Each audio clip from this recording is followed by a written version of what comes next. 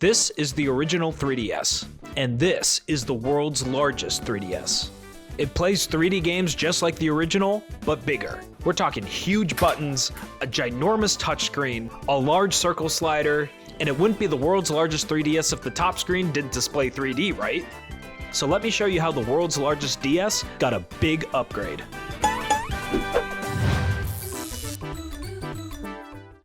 Last year, after releasing my big DS video, I knew that the logical conclusion was to release a video converting it into the largest 3DS. And if you haven't seen how this works as a normal DS, I highly recommend checking out the original video first. However, when Linus Tech Tips made their video about Swimmin's big 3DS kit, it reignited a fire inside of me. And I'm not gonna let some guy who eats sushi at 4 AM show me up, come on. The big 3DS throne belongs to me. So I had a list of things I wanted to do to make sure that this was the true 3DS upgrade. To do this, I'm gonna have to have a top screen that is mounted and foldable.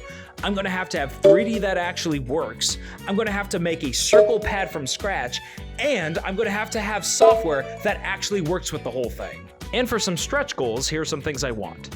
A home button, a better stylus, and way more input options. All right, so to get things started, I actually found a 3D TV from Facebook Marketplace about a week after releasing the big DS video. And the seller even threw in 2 pairs of glasses, so we're off to a great start. What's funny about this TV is it's actually a smaller version of the TV I had growing up. Okay, thanks Dad, you're in the video now. What? What's less fun about this TV is how hard it is to mount. And I don't really have the willpower to buy some industrial grade hydraulics or get some sort of electronic motorized mount that won't even fold in the way I want. One of those would have been pretty cool though. Regardless, it was time to go with my own design.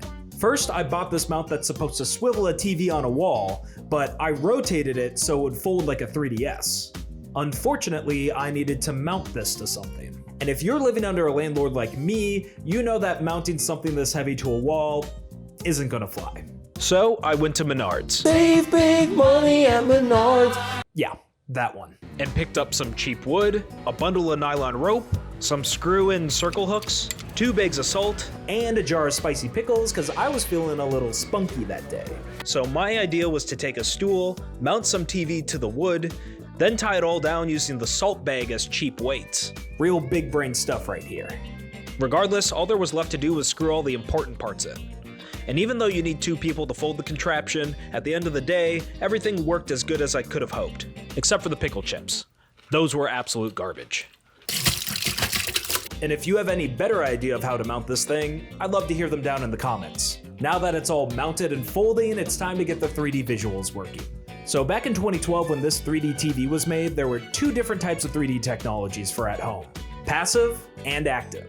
Active 3D works by showing 2 images at the same time, then utilizing polarizing filters on the glasses that flicker super fast, and this leads to the illusion of 3D in your brain. Passive 3D, on the other hand, uses an interlaced image that's separated by the glasses' filter without using any active flickering.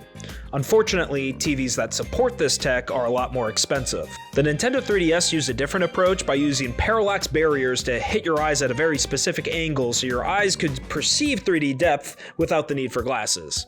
In other words, witchcraft. But this only works on a small screen for 1 person because it's based on the position of 2 eyeballs. For this project, I'm using an active screen TV because I found it for $50. I dare you to find a better deal. And it even came with 2 pairs of glasses, but the batteries were dead. And getting inside of these things was an absolutely ridiculous task that ended up making me destroy one of the pairs. And then I accidentally broke the other pair because I knocked off this teeny tiny resistor. Somehow, I was able to switch the boards by doing an incredibly precise ribbon cable replacement. And I ended up buying another pair of glasses to replace the donor. Despite what Betty1201 said on eBay, this repair sucks. But hey, at least 2 people could actually look at the TV at the same time, and look real cool while doing so. But now it's time to get games actually working on this thing.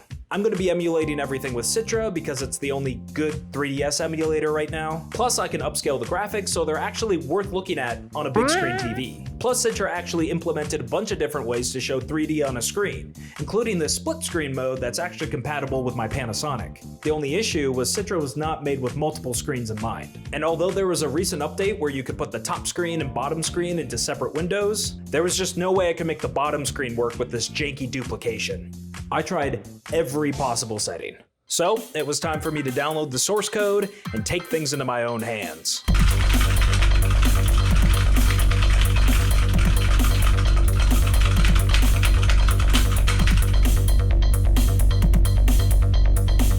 Okay, so honestly, all I did was delete a couple lines of code where the bottom screen was being divided by half, but I had to edit the frickin' wiki to make this actually work in the first place, so I deserve some credit for that, alright?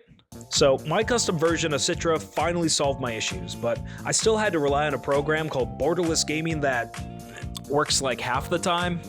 And at the end of the day, that's good enough for me because we now have a top screen with 3D and a bottom screen with touch. Yee, and I cannot stress this enough, haw. Moving on to the circle pad, my brain had one idea, and if that didn't work out, I was in trouble. It all starts with this $20 Android phone I picked up a few years back. I downloaded an app that made the touchscreen essentially work like one big joystick. And to turn this phone into a real 3DS circle pad, I bought a very special and expensive conductive filament from Prototype Pasta. And to send the electrical signals from my hand, this is the design I came up with. And I know, this looks exactly like the tip of a SpaceX rocket. But if we can look past that, I'll make sure that no more Elon-related imagery will make it onto this channel, okay? But there's a good reason why this is actually shaped this way. See, I modeled everything based around this box, and inside this box there's 4 hooks. They hold 4 rubber bands that wrap around the circle pad slider so that it'll snap back into the center when you let go of it.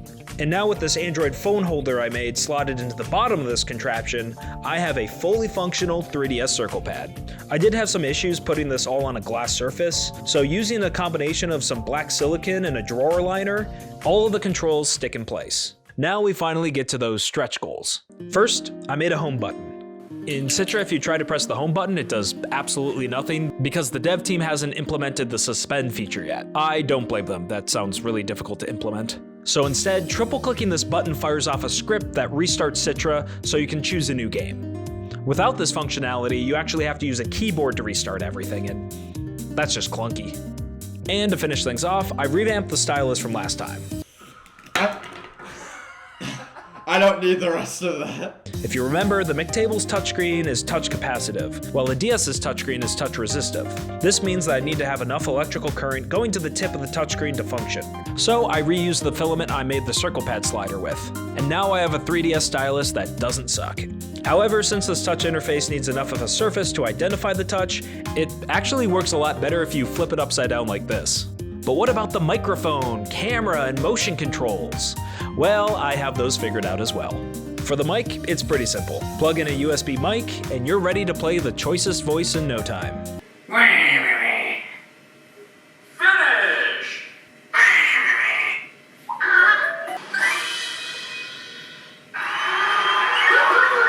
For the camera, I just needed a webcam.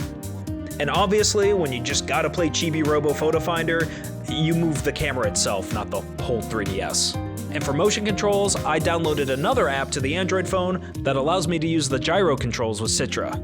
I'm not saying it's easy to use, but there's a couple of games in the 3DS library that require motion controls. Water! Right! Hold on, let me just... No. This is nothing I love more than legally tilting my DS left and right. Now, as cool as these big controls are, I also wanted to use this thing with some more practical inputs.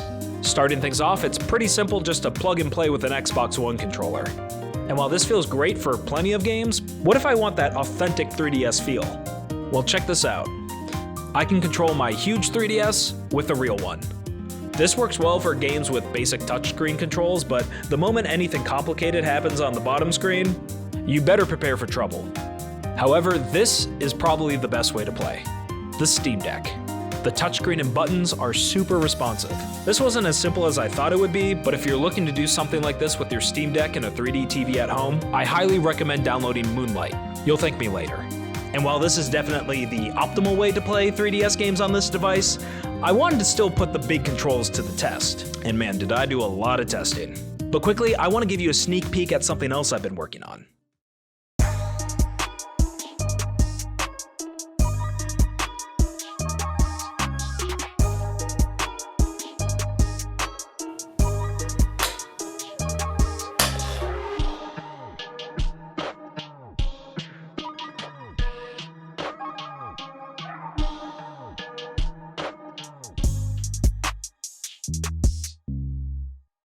Alright, now let me show you the big 3DS experience.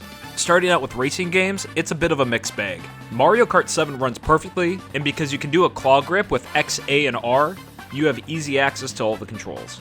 And once you get used to how the circle pad works, you're good to go. And then there's Garfield Kart. Don't play Garfield Kart. For platformers, we have Mario 3D Land, and while it's a bit easier on a normal controller, I'd say with a bit of practice, this entire game's very playable. For tight 2D platformers like Cave Story, I would recommend sticking to the D-pad.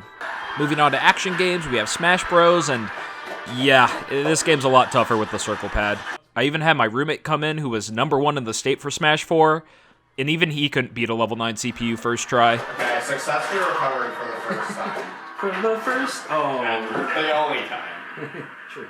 And 2D action games like Metroid are also pretty hindered by this control schema. However, Ocarina of Time looks absolutely beautiful on the big screen. And if you remap Z targeting to the R button, this is actually a very playable and fun experience. For simulation games, we'll start off with Nintendogs, and the microphone works actually really well. Dottie. Dottie. Oh, look at that, it worked.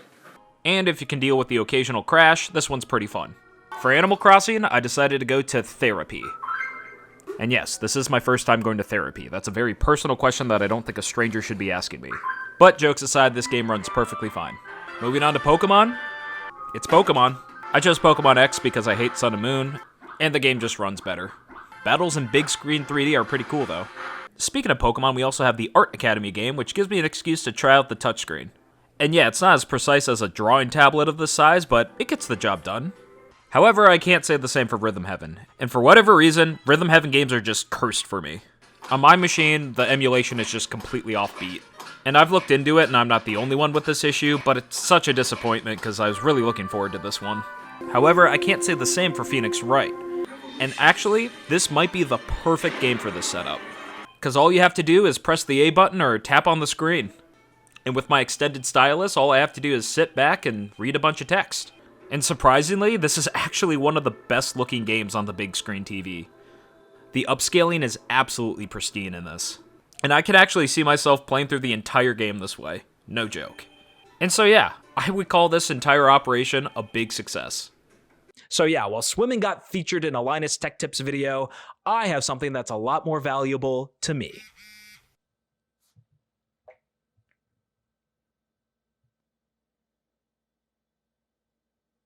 Hey, got a couple grand burning a hole in your bank account? You should hit me up.